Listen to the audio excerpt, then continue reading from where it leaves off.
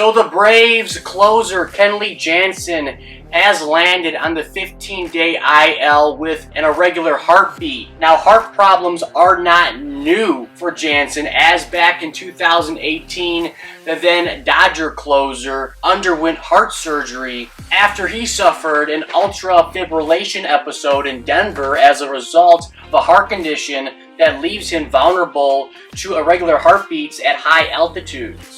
So hopefully this new incident that occurred on Tuesday will not force the closer to undergo yet another heart procedure. For topic number 2, it seems that Clayton Kershaw feels that Freddie Freeman's heart and head is still in Atlanta, expressing his concerns/frustrations with how his new first baseman have been adapting to LA. Now, Kershaw said this in regards to Freeman's response to the reception he received this past weekend as the Dodgers went to Atlanta to face the Braves. Kershaw said this, quote, "It was very cool. He's obviously been a big contributor for our team, and I hope we're not a second fiddle. It's a pretty special team over here, too, and I think whenever he gets comfortable over here, he'll really enjoy it," end quote. So I understand that, going back to Atlanta is a tough thing for Freddie, and, that emotions are going to be part of the return to Atlanta. I mean,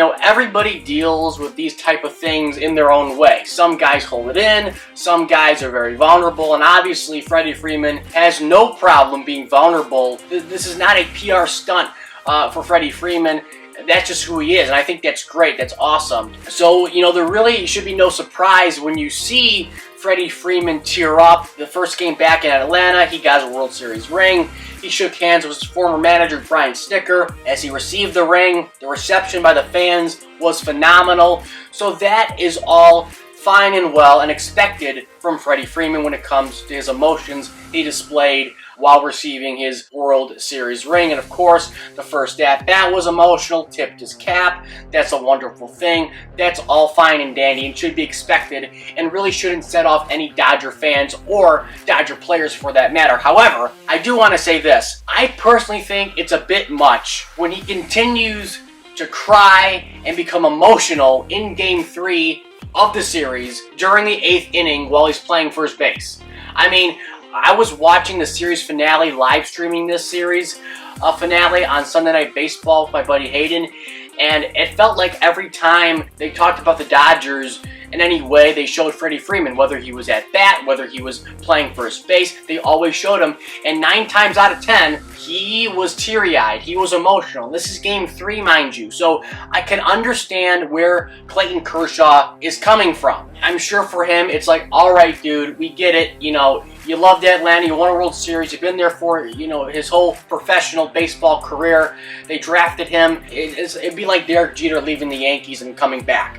I mean, that would be probably very emotional for him and a lot of, Yankee fans. And that's how it's, being played out with Freddie Freeman and the Braves fans. But again, some could also say that, well, did the emotions affect his play? Well, maybe some say yes, because if you look at what he did in the series, he went 3 for 12, which is questionable. I mean, I get it. The power's down. He's hitting a lot of singles this year, which is quite interesting, going the other way a lot.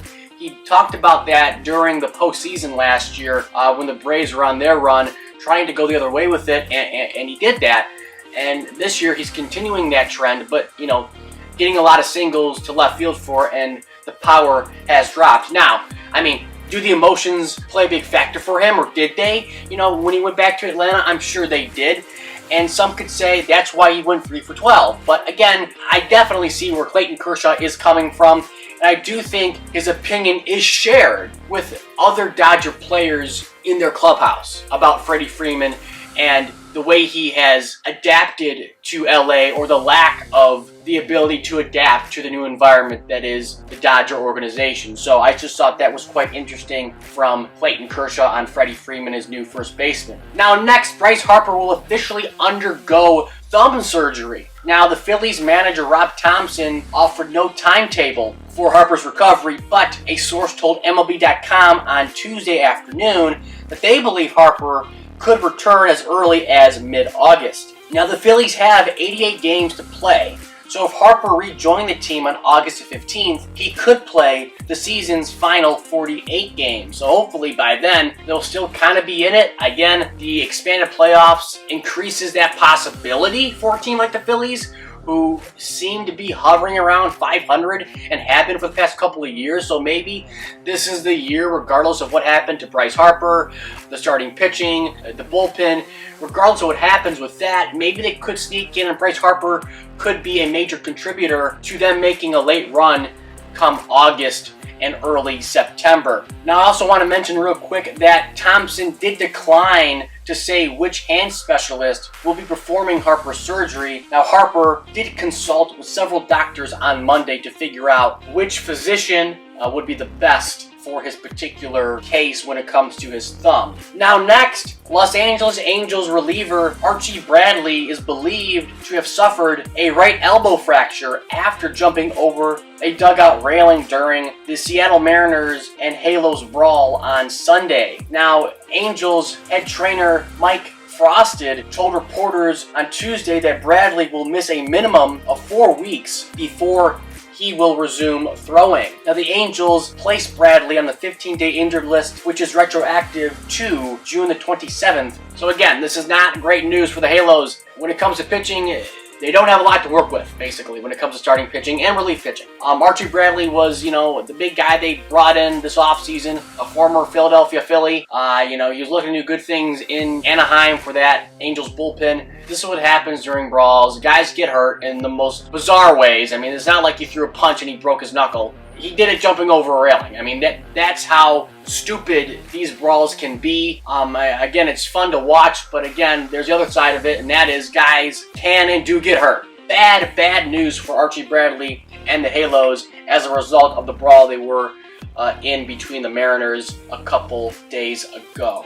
Now, finally, for topic number 5, Fernando Tatis Jr. arrived in Arizona this past week and received some good news, because on Tuesday the Padres shortstop met up with a surgeon who performed his wrist operation, and manager Bob Melvin said Tatis was cleared to, quote, ramp up what he's been doing on the defensive end. Now, the Padres manager also said, quote, I know he's excited about the fact he's going to be in the field with us. Now, no restrictions as far as taking ground balls, throwing, and so forth, Melvin said. He also added that hitting is going to be the last thing for Fernando. Now, when it comes to that hitting, Tatis still isn't swinging a bat at full speed quite yet, but he's expected to potentially do so in about 2 weeks. At that point, he'll need to work through some hitting progression and then go on a minor league rehab assignment before rejoining the Friars at the major league level, and that is expected to happen late July or early August at the latest. So that is all I got for you guys here in today's video. I hope you guys enjoyed. Please like, comment, and subscribe. Comment down below your thoughts, and as always, I'll catch you later.